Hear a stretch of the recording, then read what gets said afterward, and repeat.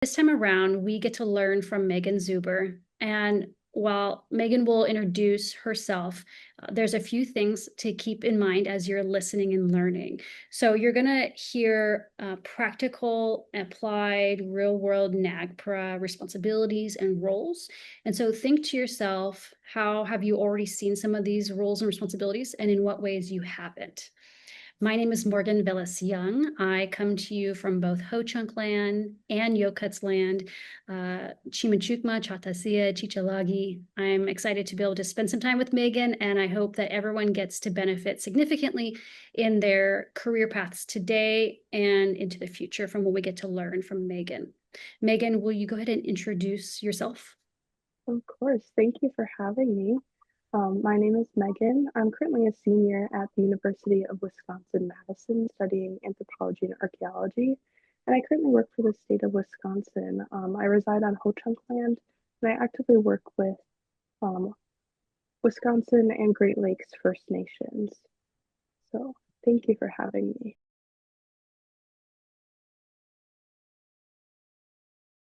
The first being in the title of research.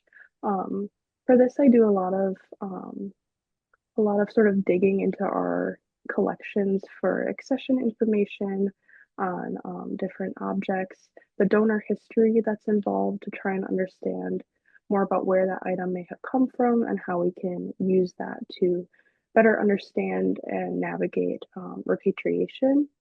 But I also pull things like site journals, archaeology information, all kinds of things that we might need to work under NAGPRA and collaborate with other communities who can benefit from having this information as we move forward with the repatriation process.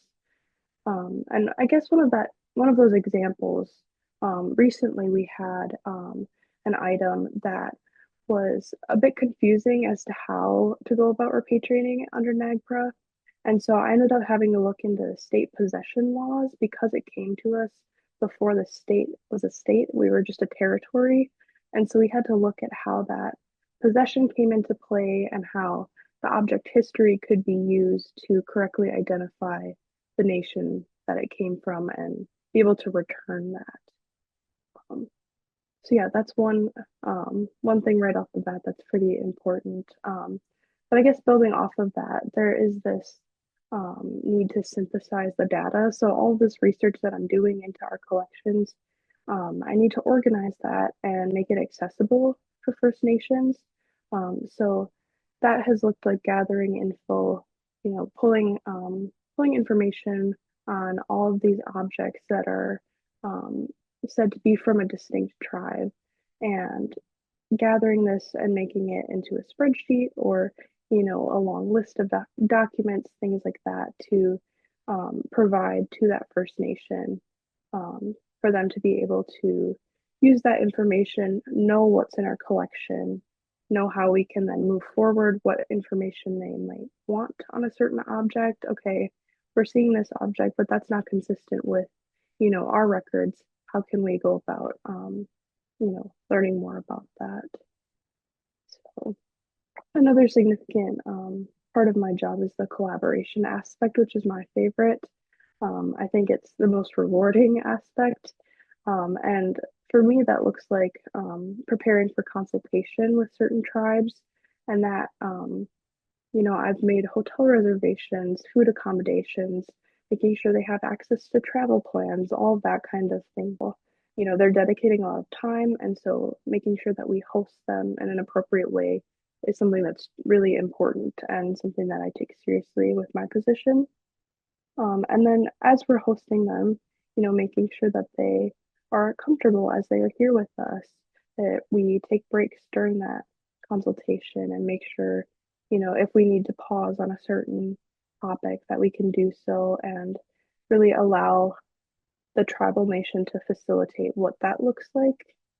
And then after consultation, following up and making sure that they know how they want to move forward or how we can help guide them with moving forward, whether that be more information on certain items or moving forward with a repatriation request, things like that.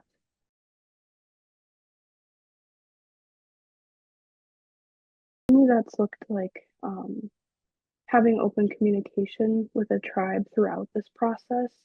So if they're reaching out to us because they want to know more about what's in our collection, we do that initial research. Maybe we provide them some information on what we have. And then, okay, they want to move forward with consulting on a certain item or just coming down to visit and see the items in person, things like that. Constantly checking in with them throughout that process is really important, at least for me, because it, repatriation is a long process, and having that active dialogue with the community is, I think, an important step in building stronger relations between the institution and the tribal government, and also providing a space for them to be an active collaborator with us, you excuse me. Building off of that, tribal nations, especially TIPOs, are very busy people. And so taking that into consideration and being flexible to meet their needs and what that scheduling can look like, I think is also very important. Um, like I said, it's repatriation is a long process. And I know if we're gathering a repatriation committee, fitting all their schedules into one and finding a week for them to come down and consult with us can be difficult. So, there have been cases where we have traveled to them instead because it's easier for them, it's more manageable.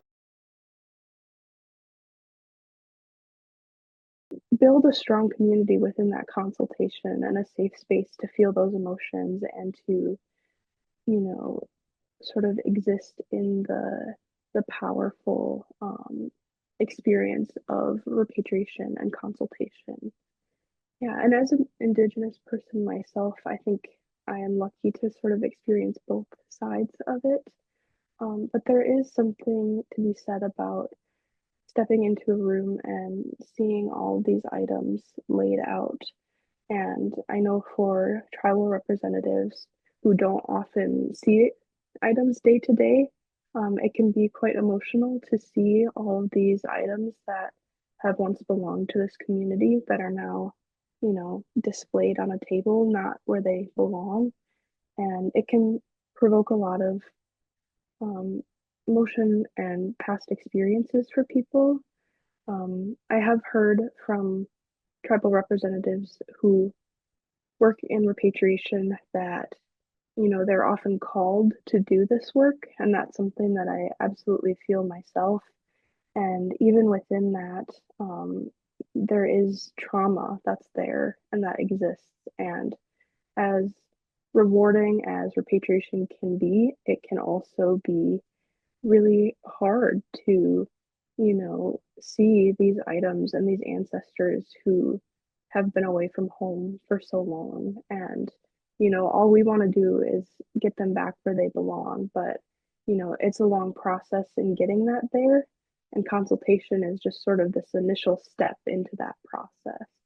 For me, I want to send these items home. These ancestors need to be sent home and reburied, back in their community. And so I feel like hurry, like, oh, we gotta send these home and repatriate as quickly as possible. But his perspective in that, well, until we can safely do that, they know that they're being cared for here. We're following duty of care, but we also have a real investment in making sure that we're allowing the tribes to care for the items and tell us how to care for the items in a way that works for them and that we can provide the best place for these items to be until they can go home.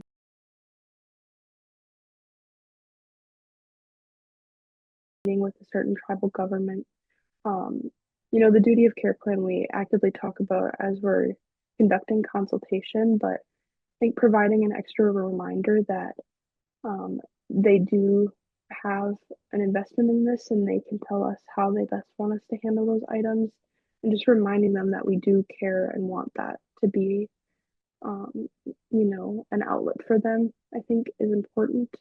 And I think it has also assisted in building stronger relations with tribal communities. I think there's a really positive response that we get a lot of times if we're like, you know maybe they want tobacco to be with a certain item, okay, we already have that on hand. They can be involved in adding tobacco to a certain, collection, or, they only want items to be handled by an indigenous person. We have people on staff that are able to do that. So it's it's rewarding that we can, be flexible and meet every government where they want to be met.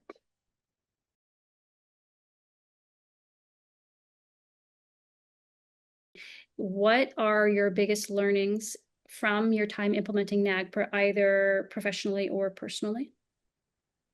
Yeah, absolutely. When I first was hired in this NAGPRA role, I would say there was a steep learning curve, just in general things like working in an institutional space, understanding the common language that we use and what is appropriate and not appropriate, things like that, which I imagine is a common experience sort of anywhere you're stepping into a new space. Um, but within that, I had this knowledge that, there is an unfortunate reality to the institutional space that, is rooted in colonialism. And I have witnessed that firsthand now, seeing, documentation or a lack of documentation on items and their, mistreatment in the past, the reason we have them in the first place and we shouldn't, things like that. And it's been eye-opening, I would say, and it has just really encouraged my interest in changing the field and the institutional space, especially as we collaborate with First Nations. Um, we can only be better, and I hope that moving forward, that is something that we, are working to correct. I know a lot of institutions are working on that actively, and being involved in that has been rewarding and important for me.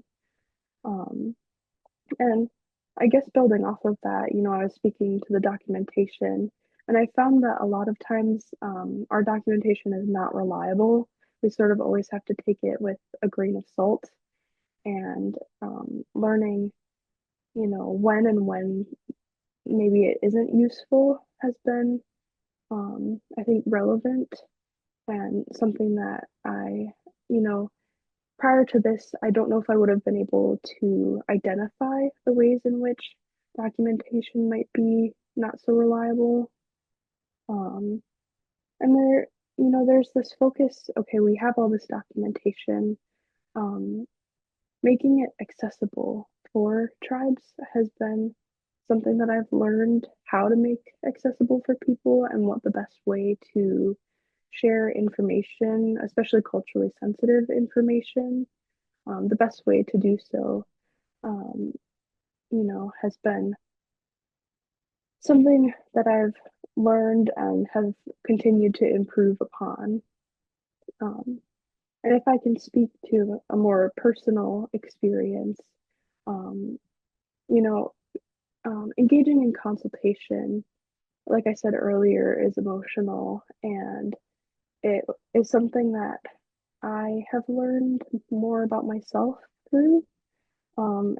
It can be long and overwhelming, if we're looking at items from 9 to even 2 p.m., people tend to get burnt out, and myself included, because it is emotionally involved. It is, oftentimes traumatic and difficult to talk about these topics and see the reality of it. And so I've learned how to balance that, and how to be able to go home and, put that day sort of and leave that day in that space and be able to come home and separate myself from that, because such a big part of my heart is involved in this work, but there also has to be limitations, because it can quickly feel overwhelming and incredibly emotional. And so learning how to create boundaries with that has been um, really important, and something that I think as people come into this field should, figure out within themselves. So appreciating Thank that you took you. the time and you're sharing your brain power and your heart power to help educate and really create greater confidence in the students who are going to listen and learn from you. So thank you so Thank much. you. Thank you.